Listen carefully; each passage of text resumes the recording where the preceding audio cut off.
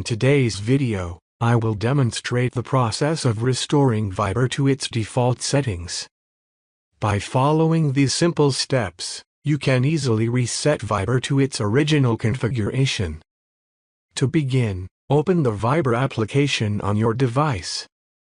Locate the three dots icon or More option, typically found in the bottom menu. Tap on More to expand the menu options. From the list of options that appear, find and tap on Settings. Within the Settings menu, scroll down and look for General, usually toward the end of the list. Now, locate the Restore Viber Defaults option. Tap on it, and a confirmation pop-up will appear. Confirm your choice to reset Viber to its default settings. That concludes the process. By following these steps, you have successfully restored Viber to its default settings.